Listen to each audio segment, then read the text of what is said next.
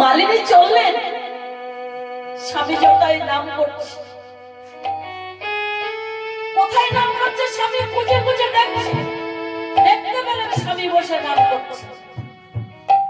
মালিনী মনে মনে ভাবছে, আমি তো শুনেছি কত কত সাধুগুরু বৈষ্ণবের মুখে কেহ যদি নাম করে, নামের মধ্যে যদি ডাকা হয় তাহলে সে নাম অপরাধী হয়। তাই স্বামীর পশ্চাতে পিছনে দাঁড়িয়ে মালিনী কাঁদছে। শিবাস পণ্ডিত নাম করিতে করিতে নামের মধ্যে ক্রন্দনের ধ্বনি শ্রবণ করলেন। শ্রবণ করে পশ্চাতে তাকালেন, ও মালিনী, তুমি কাঁদিছ? মালিনী বলে উঠতে পারলেন না যে মহাপ্রভু পারিষদ সহ দর্শন দিয়েছে, ঘরে কিছু সেবার জোগাড়। উনি বললেন, স্বামী, আজ ঘরে সেবার জোগাড় কিছু নাই। ও, সেবার জোগাড় নাই তাই বলে কাঁদছ? না না, কেঁদো না। শোনো মালিনী, আমি নাম করিব, তুমি শ্রবণে করো। একদিন নাম করিব, যদি খেতে না পাই,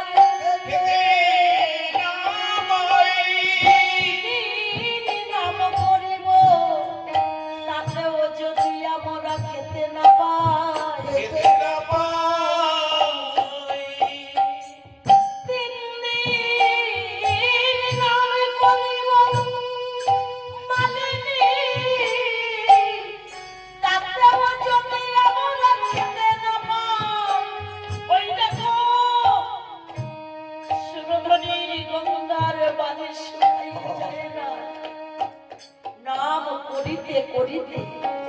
মনে প্রাণে নাম জপিতে জপিতে সুরধ্বনি গঙ্গায় যেয়ে প্রাণ বিসর্জন দেব।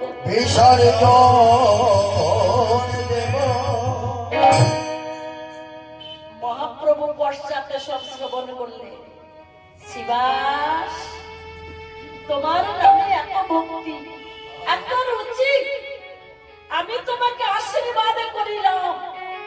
স্বয়ং লোকের ঘরে যদি কোনদিন অভাব হয়, ও শিবাস, তোমার ঘরে কোনদিন অভাব হবে না।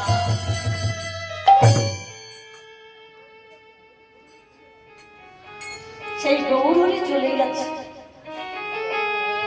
তাই বসে বসে কাঁদছে। শিবাস পণ্ডিত কত বড় ভক্ত জানে না? শিবাস পণ্ডিতের একটি মাত্র ছেলে। ভগবান 1 বছর নিষেধে শিবাস পণ্ডিতের ঘরে হরিনাম সংকীর্তন করেছেন ভক্তবিন্দুর সঙ্গে নিয়ে।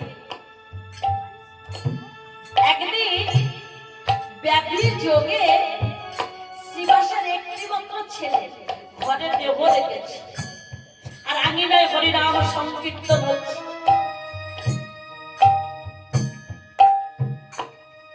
শিবাস পণ্ডিত এই পুরন্দরের ধ্বনি শুনে ঘরের ভিতরে গেলেন, যে দেখছে তার ছেলেটি আজ আর বেঁচে না। শিবাস পণ্ডিত বলছে, দেখো, ভগবানের ইচ্ছায় আসার, ভগবানের ইচ্ছায় যাওয়া, তোমরা এমন করে কেঁদো না। আমার মহাপ্রভু এবং আমার নিত্যানন্দ মহাপ্রভু পারিষদ নিয়ে হরিনাম সংকীর্তনে মেতে আছে। যদি নামের ব্যাঘাত ঘটে, আমি কিন্তু ওই সুরধ্বনি গঙ্গায় প্রাণ বিসর্জন দেব। শিবাসের কথা কথাই মায়েরা ধীরে ধীরে আমার দুঃখ কি আর চেপে রাখা যায়?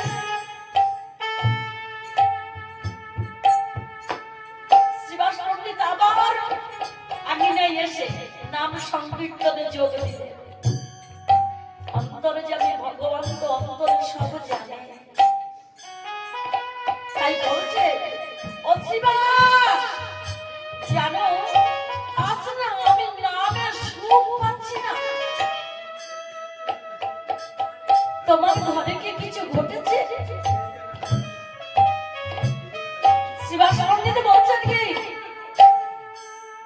গৌরহরি তুমি নাম করো। একজন ভক্ত বলছেন, প্রভু শিবাসের একটি ছেলে দেহ রেখেছে। শুনে মহাপ্রভু চলে গেলেন ঘরের ভিতরে। ঘরের ভিতরে যেয়ে ছেলেটাকে স্পর্শ করলেন। স্পর্শ করে বলছে, গোপাল একবার উঠে বসো দেখি।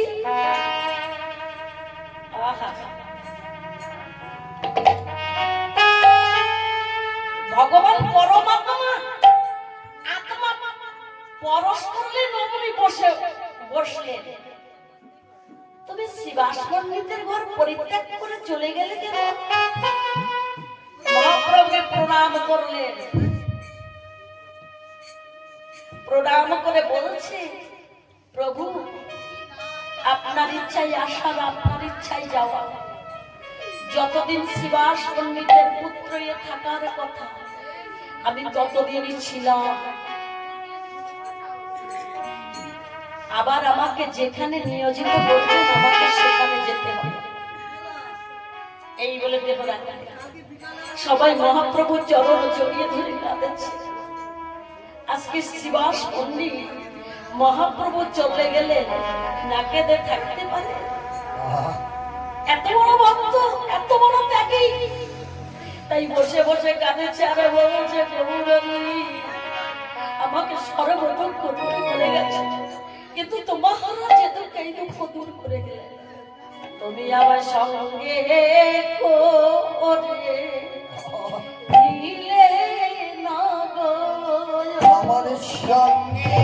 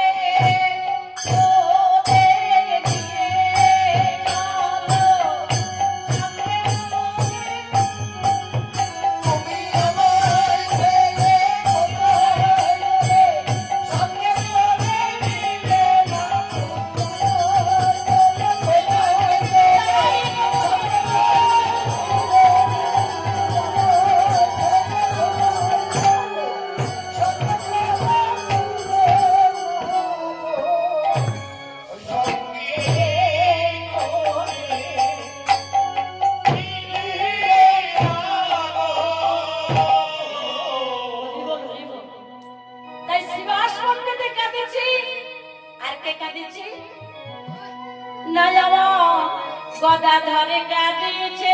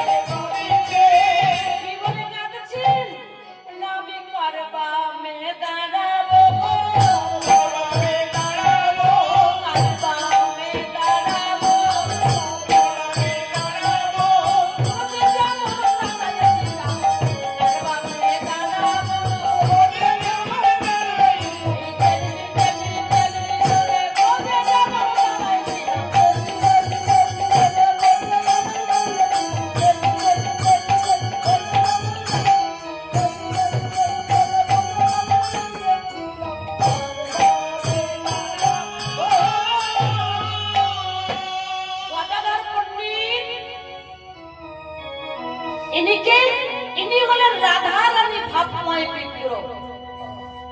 তাই ওনার পক্ষে সম্ভব গৌরহরির বামে দাঁড়ানো। নদিয়ার ভক্তবৃন্দ সবাই কাঁদেছি, বাসুদেব দত্ত কাঁদে মুরারি বক্রেশ্বর, বাসুদেব নরহরি কাঁদে উচ্চ রায়, শ্রী রঘুনন্দন কাঁদে ধুলাই ভক্তবৃন্দ সবাই কাঁদেছে, নিত্যানন্দ মহাপ্রভু কাঁদেছে। সেই মুহূর্তে তো নিত্যানন্দ মহাপ্রভু জাননি, পরে গেছে। হরিবল হরিবল। পরে মহাপ্রভু যখন সন্ন্যাস ধর্ম গ্রহণ করেন, তার আগে নিত্যানন্দ মহাপ্রভু, চন্দ্রশেখর, এরা সবাই উপস্থিত ছিলেন। তাই নিত্যানন্দ মহাপ্রভু কাঁদেছে, ভক্তবৃন্দ সবাই কাঁদেছে। আরে কে কাঁদেছে আজকে? হরিবল হরিবল। নিত্যানন্দ ত্রয়োদশী, কিন্তু ত্রয়োদশী তিথি আর নাই, চতুর্দশী। তো যারা যারা নিত্যানন্দ ত্রয়োদশী উপবাস করেছেন, নিত্যানন্দ মহাপ্রভু, নিত্যানন্দ প্রভু ভগবান মানতেন। গৌরহরি বলতেন কি, আমার দাদা ডাক্তার শ্রীপাদ অনেক দায়িত্ব দিয়েছিলেন নিত্যানন্দ মহাপ্রভুকে।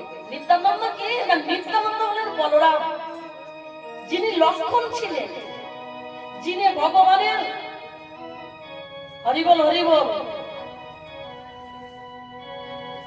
ছত্র ছায়া, শ্বেত সর্প, উনি অনন্ত নারায়ণ। হরিবল হরিবল। ভগবানের সদা সর্বক্ষণ সঙ্গে থাকে। তাই তো লীলার মধ্যে অনেক লক্ষণ, ত্রেতাযুগের লক্ষণ শক্তিশালী এনেছিল। মেঘনাথ সহ্য করেছিল। আবার বৃন্দাবনে সেই লক্ষণ হলেন বলরাম দাদা, আর ভগবান হলেন ছোট। তাই একদিনে কষ্টে যাবে বলরাম, শ্রীরাম, সুদাম সব আসলেন। যাবে না,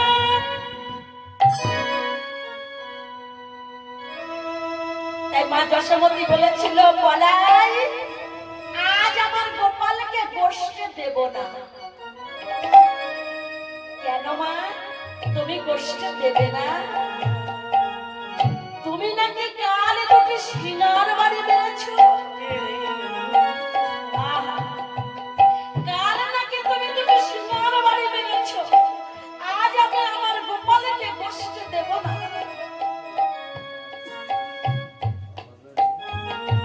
বলরাম কানাইয়ের কাছে এসে বলছেন, কানাই কালে দুটি সিনার বাড়ি বেড়েছি বলে তুমি মায়ের হরিবল হরিবল মায়ের কাছে এসে বলেছ। ভেবে দেখো সেই ত্রেতা যুগের কথা, যেদিন আমার শক্তিশাল হেরেছিল, আমি 14 বছর অনাহারে ছিলাম, আমি কোনোদিনই মায়ের সঙ্গে বলি না। ভগবান বলেছিল, দাদা তুমি আমাকে ক্ষমা করো। সেই বলরাম হলো নিত্যানন্দ। এই নাম বিতরণ করবার জন্য ভগবান গৌরহরি নিত্যানন্দকে আদেশ করেছিলেন,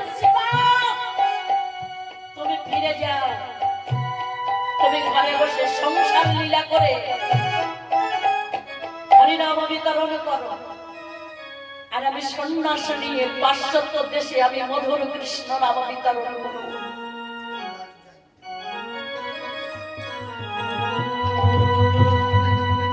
গৌরহরির কথা শুনে নিত্যানন্দ প্রভু ঘরে এসে বিবাহ করেছিলেন দুটি কন্যা,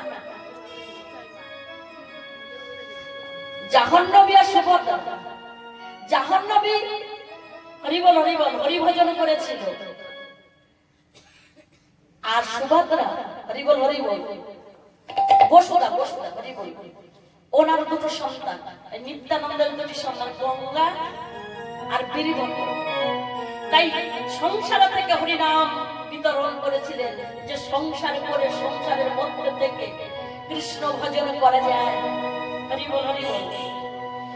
তো আমার তবে আমরা সবাই কাঁদিছি আর কে কাঁদিছে অগকানন্দি ছেলা হরি দাস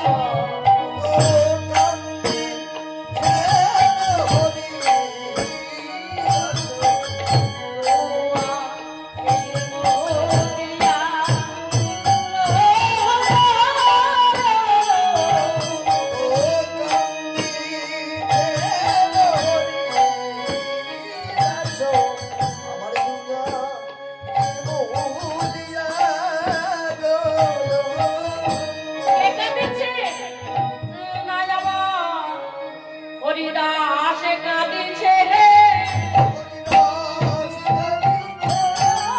হরিদাস কাঁদিছে হে হরি কোথায় গেছ বলে হরিদাস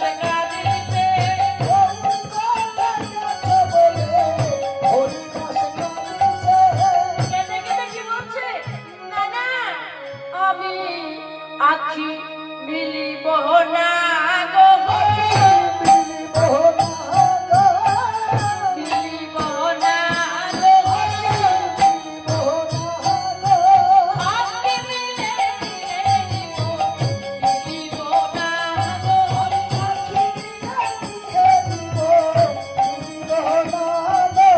আখি মিলে মিলিব না গো এই যদি করুণা দেখিলা যদি করুণা দেখিলা যদি করুণা দেখিলা এই যদি করুণা দেখিলা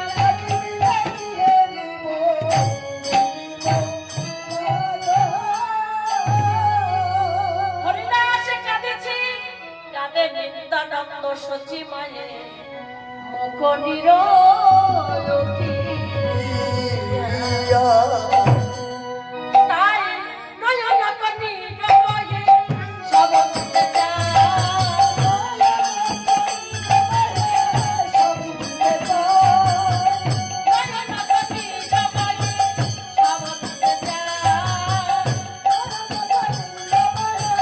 সব ভুলে পাশু গয়ে না বলো কি হবে পাশে কহে না হে না কি হবে পাশু গয়ে না বলো মন কি হবে